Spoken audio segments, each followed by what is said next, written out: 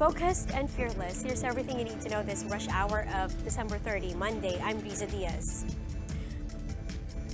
We are looking at the live pictures from Rizal Park where the Rizal Day celebrations are now ongoing. Now, some notable officials, including Executive Secretary Salvador Vidialdea and Manila Mayor Isko Moreno, are present in the event. Let's take a listen.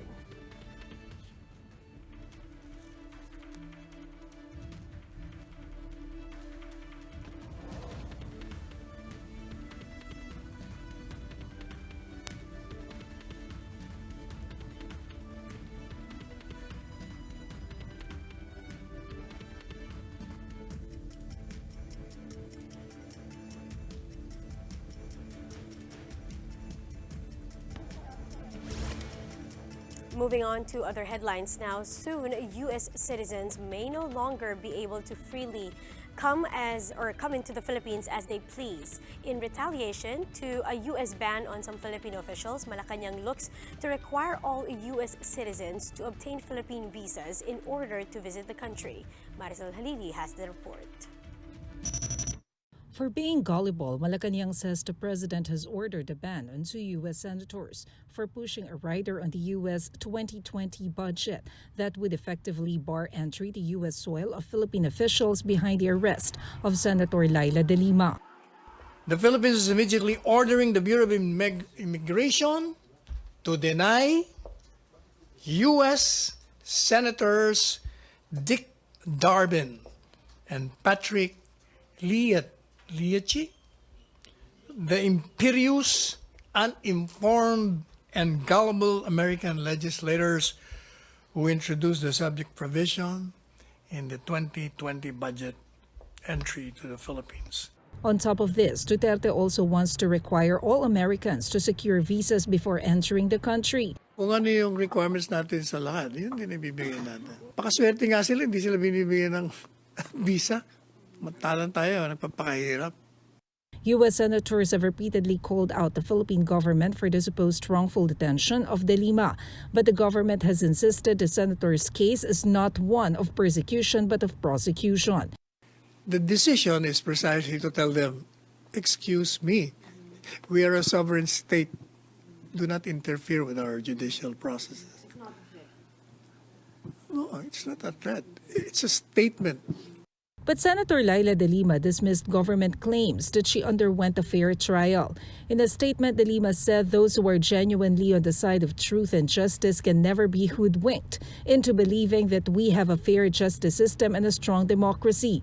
De Lima adds nobody believes this regime anymore and that she refused to partake of the poison-infused rhetoric of President Duterte. Despite everything, Malacanang said the president has no ill feelings towards U.S. President Donald Trump. Panelo added that the president will now decline the standing invitation of White House to visit the United States. For News 5, Marisol Halili, we are One News. Even though the new rider cap is set to be implemented in the coming year, angkas riders once again flocked to the streets in hopes of telling the president what's really going on. Tommy Lopez has the story. Thousands of drivers of ride-hailing application angkas have gathered in Mindiola, but instead of picking up their next trip, they aired their grievances to the president. Ipinapahayag lang namin sa ating Pangulo na, Pangulo, baka naman po, nasa mahihirap lang kami na katayuan. Hindi naman kami mag-aangkas na kung mayayaman kami. Di sana nag-grab na lang kami. The drivers allege pressure from government officials to favor angkas competitors.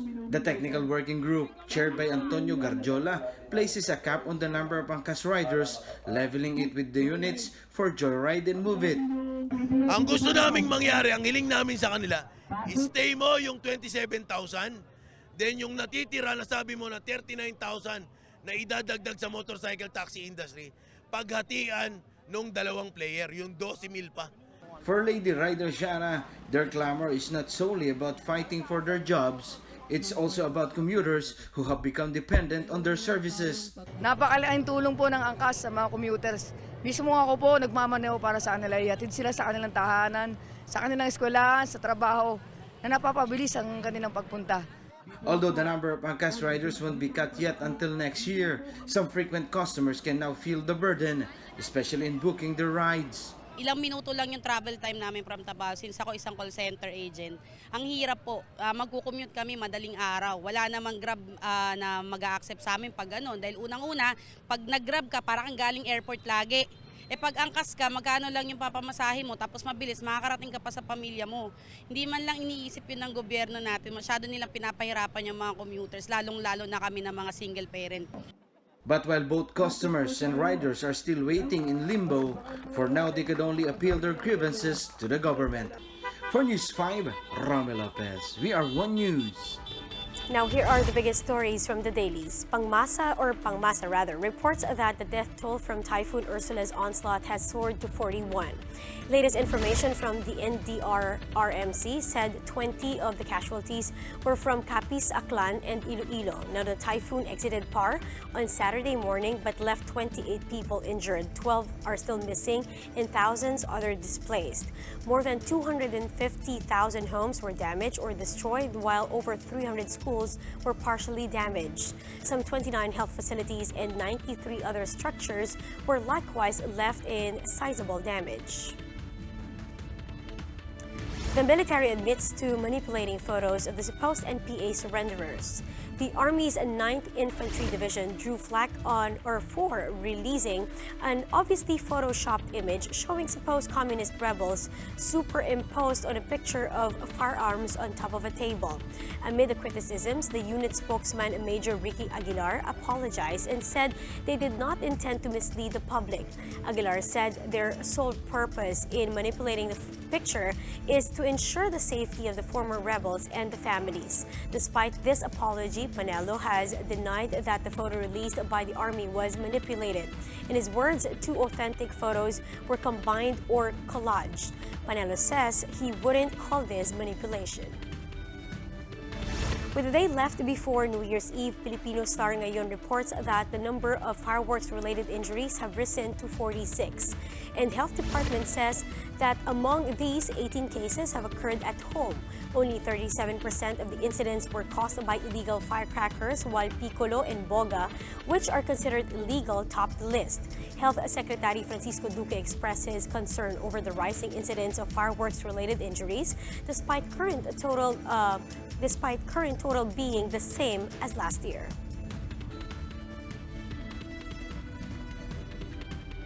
Circling back to our top story, President Duterte is skipping today's Rizal Day celebrations to honor a different hero. Marian Enriquez has the report. As we all know, the 30th of December marks Rizal Day in the Philippines. Tradition dictates that on this day, the president shall lead ceremonies in honor of the hero Jose Rizal. But for the second year in a row, President Rodrigo Duterte is breaking tradition, excusing himself from today's festivities. One might argue that Duterte just doesn't have a penchant for formal ceremonies, but that's not the case. It's just that there's someone else he wants to honor more on this day, and that's the young General Gregorio del Pilar. But why? So baka mamaya itong pag-disturb ni President Duterte sa tradisyon na ito ay maging pagkakataon para makuha ang pansin ng mga Pilipino, no? Na tingnan ang kabayanihan bilang isang kolektibong bagay, no? Diwa bilang isang kolektibong damdamin, no? Na nire-represent ni Rizal, pero hindi lang si Rizal dahil ito ay laban ng maraming Pilipino ng panahong yun. Still, of all the heroes we have in the country's long and valiant history, why Del Pilar? Ano bang nire-represent ni Del Pilar, no? Kabataan, no? He was one of the youngest, no? Generals, no? One of the youngest leaders, no? So, yung papel ng kabataan, baka doon niya gustong dalhin. Some might raise their eyebrows at the president's decision, but at the end of the day, he's not breaking any laws. The Philippine Historical Association adds that Rizal's legacy and contribution to the Philippine independence will not be diminished just because the president chooses not to focus on him today. And instead of slamming the chief executive for his decision, the group urges Filipinos to honor Rizal's memory by studying his life and work and living by the lessons and examples he sought to leave us all with. Now, despite the president celebrating a different hero today, Malacanang still issued a tribute to the national hero yesterday. The palace says Rizal's heroism will forever be remembered as a catalyst for our forefathers to struggle for freedom. And like the Philippine Historical Association, Malacanang implored Filipinos to honor Rizal's sacrifice in our small ways, like being in the service of others, and of course, the motherland. For News 5, Marian Enriquez. We are One News. Are you a proud pet owner? Well, if yes, you might want to skip using fireworks to celebrate the coming new year, as animal protection groups warn that noise from firecrackers is not good for your fur babies. Here's the story. Animal advocates and local zoos are calling on the public to avoid using firecrackers, not just to avoid untoward accidents, but for the sake of our beloved pets. Animal ears are 4 times more sensitive than humans, making the sound of firecrackers 4 times louder for them compared to us. That's why most pets become stressed during the celebration of New Year's Eve. Malabon Zoo founder Manny Tanco advises pet owners to lead their pets to a safer and quieter place before the holiday bustle and keep them distracted. Mag-play na tayo ng soft music sa loob ng ating bahay o sa loob ng ating kwarto. Pasok po natin ating mga aso at pusa doon sa kwarto natin at maninig sila ng soothing music po. Pet owners must also make sure to check on them every now and then to keep them calm during the event. For the Bureau of Fire Protection, it's better to use alternative noisemakers like trumpets, whistles, and sound systems. The BFP also reminds the public that as per Executive Order Number 28, setting off firecrackers are prohibited in front of houses. Instead, residents may do so in designated areas set by the local government. The agency also explained how to properly recycle firecrackers. Kung sakaling may mangyaring isang paputok o pailaw na hindi sumindi o nagtuloy, maghintay tayo ng 15 to 25 minutes or longer and then buhusan natin to ng tubig para tuluyan na siyang hindi magamit. And how to deal with injuries sustained from firecracker use. Unang-una po, dapat po yung presence of mind po natin. Hugasan po natin to ng tap water. And then, i-control natin ang bleeding. Takpan natin at tumawag po kagad sa LGU o kahit po sa amin. For any firecracker-related emergency, you may call the authorities at 911. And that's how the day is shaping up to be. Join us again next time for another round of Rush. I'm Riza Diaz. We are One News.